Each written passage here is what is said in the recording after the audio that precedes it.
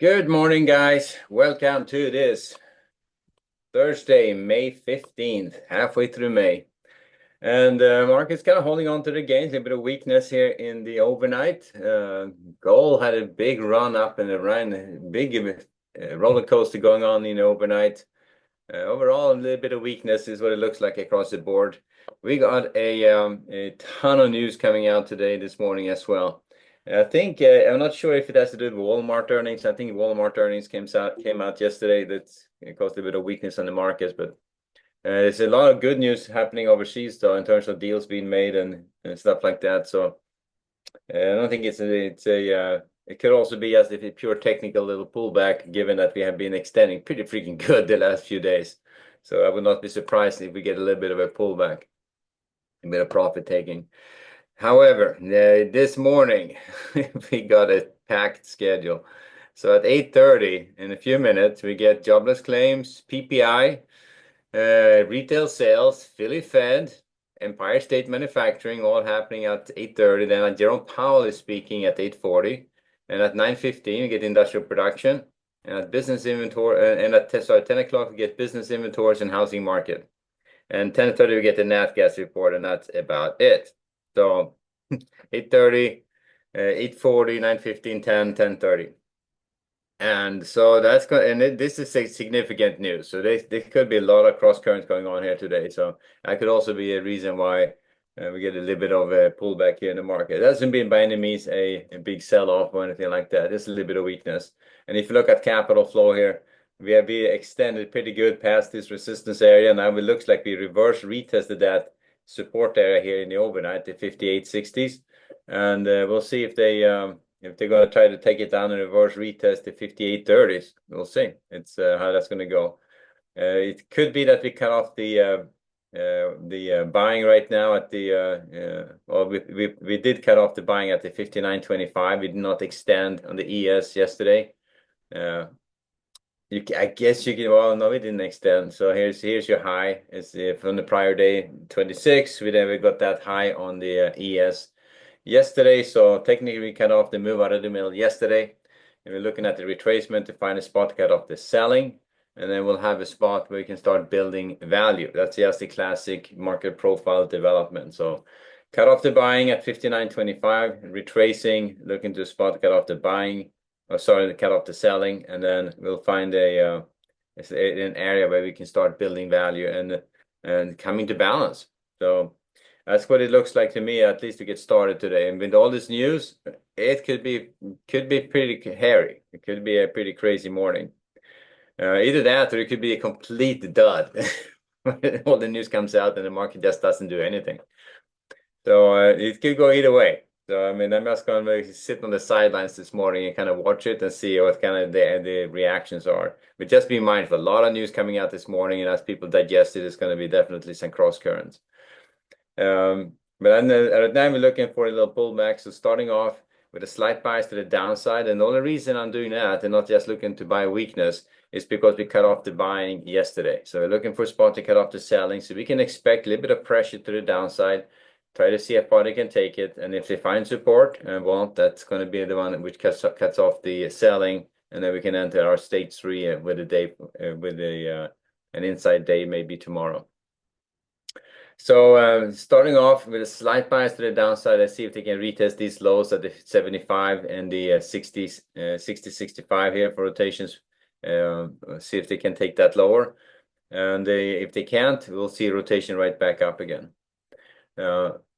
So initially, I'm going to be looking to sell strength 58.85 and the 95. That's it. I'm not going to be more aggressive than that. Because if this is the overnight and they really kind of found support here at the 60-65 support area, this could already have happened.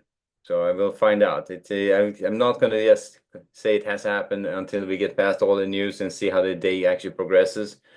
But it feels very much like we may see some pressure to the downside, at least to get started.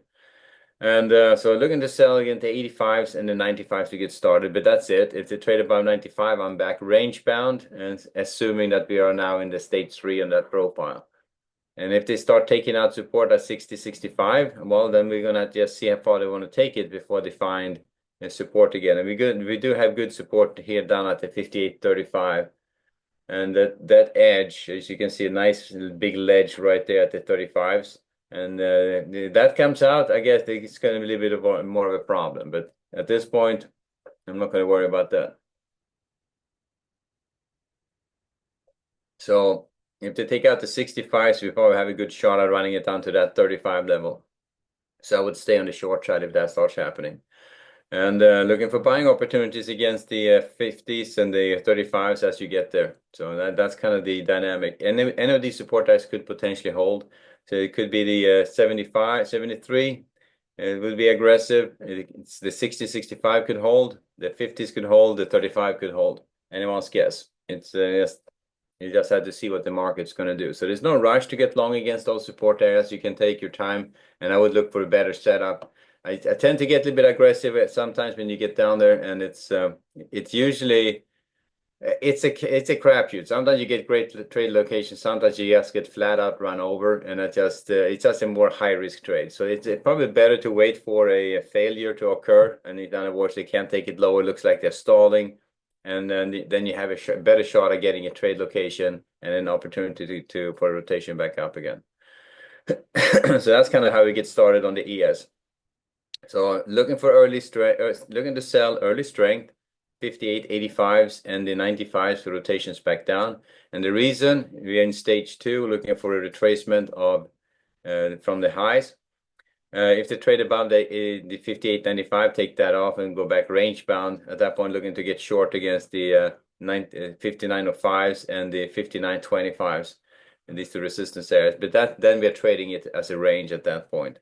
But if they can't get up above the 95s, going to stay on the short side with a slight short bias and see how far they can take it on the downside. All right, so that's how we get started. And let's see how we get past all this news, because that's going to be a doozy. That's for sure. And sometimes you get all this news and then just nothing happens. Everything kind of cancels each other out. But sometimes you get the one piece of news stands out and the market takes off up or down. Looking at the bonds, real quick. Bond market is kind of moving higher, just a little bit backing off that lower edge, but they were down all the way down to the 112. So I think they have taken out that 112.15 area. And at this point, they have that reverse retest in overnight is holding. So I'm going to stay on the short side on the bond. This is a little bit concerning, I think. A little bit more than rotation out of bonds to pick up equities. It feels almost like they are going to try to test these lows, but you can see how this grind has been to the downside. Slow grind to the downside right here at the lower edges. And the next level down is going to be the 114, so 111, 14 to 15. So we're down here at this support test before we find support again.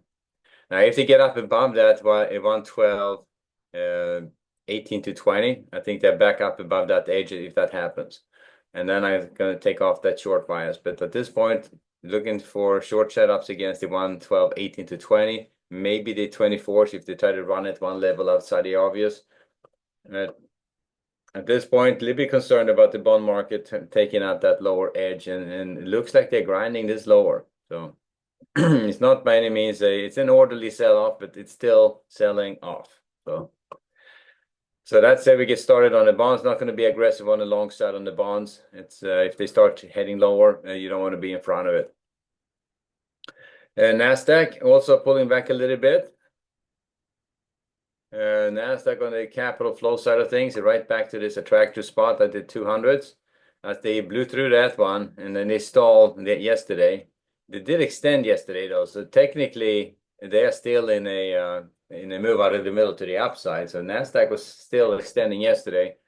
So they're still right now. If they can't extend in today's session, they'll enter stage 2, and maybe see a retracement from here. And now the Nasdaq's retracement could take it all the way down here to these support areas. So that's going to be the 20,700s. So from that ledge at the 21,000 down to the 2750s is a general area of congestion you're looking at support against. So I'll see how rough that gets, if they're going to try to pull it a little bit lower, retrace some of this crazy move to the upside, or if they're going to stick around that 200 attractor area. That's going to be the big question for the Nasdaq. But at this point, backing off the highs, looking for a spot. I'm assuming they're going to start retracing right now since the E is kind of in that mode as well. So starting off with a slight bias to the downside on the Nasdaq as well. If they trade up above that, the 280, 290s, the 320s, and I'm going to take off that short bias. So I'm borderline on the Nasdaq, staying with that short bias because they haven't really pulled back that hard. And the E has pulled back a little bit more, Nasdaq not so much. So if they hold pretty much where they're at, I think we may see a not as big of a pullback as you may want for a consolidation of this move to the upside. Well, we'll see. So we have two options in front of us. The 221 200s, which is going to be in a tractor area. They're trading there right now, or potentially retracement of these single prints and moving it down towards the 21,000s, maybe even lower. So we'll see how far they're going to retrace this on the Nasdaq. And I was guess, but all this news this morning, so that's definitely going to put the mark on it. So looking for retest of these lows at the 240s, the 190s, and see if they can take it lower. And if they start taking out that 190s, I'm just going to stay on the short side. Yes, in the short term, just to see how far they can take it. We're looking for a spot to cut off the selling at that point. So this could very well be one of those things where you have a big retracement and then they cut off the selling pretty much the same day. But we'll just have to wait and see how this whole thing develops. But at this point, it's still stage one, and this session so far has not extended, which means that could be in stage two by tomorrow.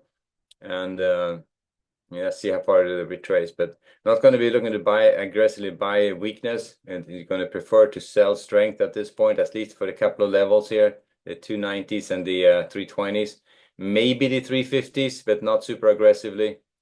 Because if they're back up to the 350s, it's almost like they're going to start taking this higher again. So I think they're going to go back range bound if they get up to the 350 or above that 320s. However, if they start taking out the 230s, the 190s, either of these two support areas, stay on the short side and look for a retracement trade, and that could be a pretty big trade on the downside at that point. So that's the Nasdaq to get started. And then finally, oil and gold. And that was a crazy move in the overnight on gold. These guys took it lower. I was almost trading that. I was looking at it in the overnight. And so I'm seeing this happening, right? The overnight, I'm looking at this in D period here. That's when I was looking at it. And they started taking this lower with a vengeance. Like, oh my gosh, it really did not do anything. So it was pretty freaking volatile. So I said, okay, I'm not going to be super crazy about this. They took it all the way down here to the 3120s. That's how far they went. So that's a pretty good move to the downside on gold. So they were all the way down here. So they took out a few levels and they're heading down towards the 3115s, the tractor area. And then after that, we're done at the 3000s. So as I said yesterday, I'm thinking that they can retrace this all the way down to the 3000s at this point. The stuff here in the middle is not that crazy strong, so they can certainly blow through it on the way down. But they run it lower, and then you can see the overnight, they retrace it all the way back up here again. So they're right back up to where they started at the 3185. So go figure, big move down, big move up on the overnight on gold. And can't quite make sense out of it. It usually when it moves like that. So big sell off there, rotation out of gold, and then I guess people picking it up again, or other players are picking it up. So I would start off still start off with a bias to the downside until they trade up above this 3200 level. That's going to be that low volume area. They need to kind of get up above that before we start to thinking about the long side again. But this whole low volume area looks like it's getting reverse retested right now. So they're back up. They ran it lower, right back up again. They're going to reverse retest this level. So I'm still looking for short setups on this guy.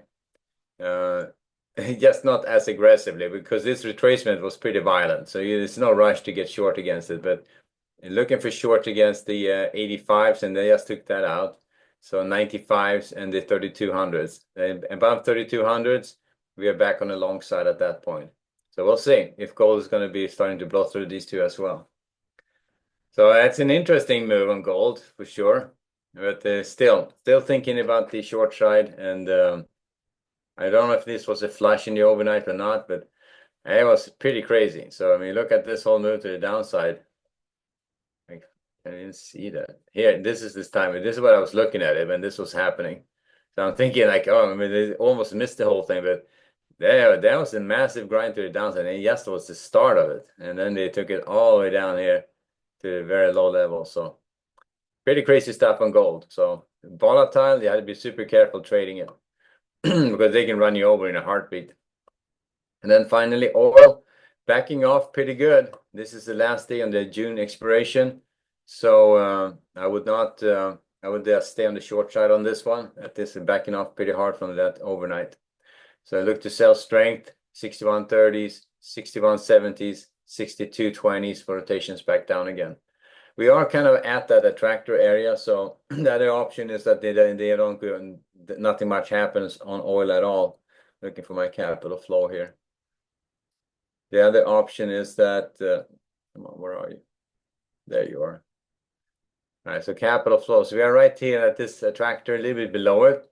So they're retracing it back up to the 62s will not be surprising, and then just sticking around that 62 level. But if they to start taking out that ledge at the 60s, that comes out, just stay on the short side because they're running it lower at that point. So and it could be the oil coming down like that could have to do with the Iranians talking about the potential deal or accepting terms for a deal, which I guess could keep their oil supply on the market. So we'll see how that whole thing shakes out. But a lot of change is happening in the Middle East right now. So at this point, pressure to the downside. If they can't take out that lower edge, so I would look for weakness down to that edge. I look to buy that 60 level, rotations back up again. But if that 60 level comes out, I would just stay on the short side and see how far they can take it on the downside here. So that's oil. Watch that 60 level. That's going to be key. 62 is the attractor right now. All right, so that's oil. All right, back to the ES. And pretty much where we left it. And Nasdaq is also pretty much where we left it. So waiting for the news in a holding pattern.